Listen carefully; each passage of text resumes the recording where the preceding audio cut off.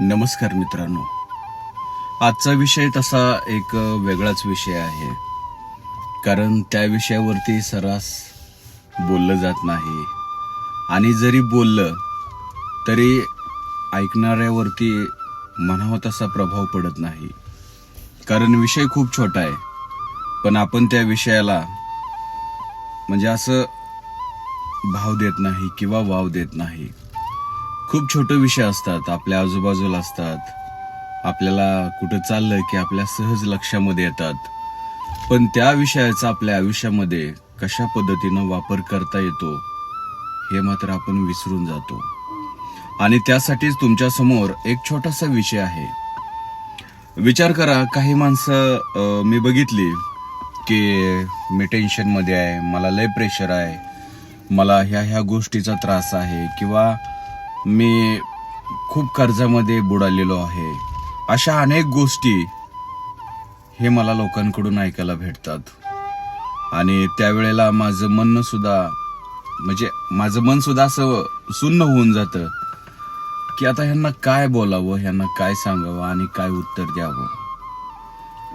तर एक गोष्ट लक्षात ठेवा, ज्या वेळी आपण नाराज होतो किंवा ज्या वेळेला आपल्याला एखाद्या गोष्टीचा तोटा होतो किंवा आपण जी मनात ठरवलेली एखादी गोष्ट आहे ती होत नाही, त्यावेळेला फक्त एक गोष्ट लक्षात ठेवा, ज्या वेळेला आपण जन्माला आलो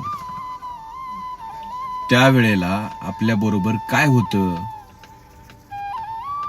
काय घेऊन आलतो आपण, हा पण थोडा विचार केला पाहिजे.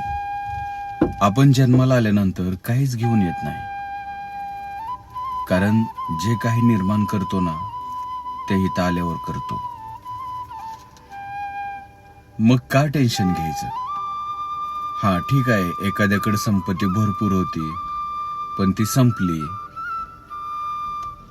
काही त्याच्या कर्तबगारीनं असेल किंवा त्याला कोणीतरी फसवलेलं असेल, अशा पण पद्धतीनं एखाद्याची संपत्ती नायनाट होऊ शकतो. पण त्या प्रत्येक गोष्टीला आपण आपल्यालाच दोष द्यायचा नाही, कारण आपण घेताना किंवा या जगात येताना काहीच घेऊन आलो नाही, पूर्ण मोकळ्या हाताने आलोय.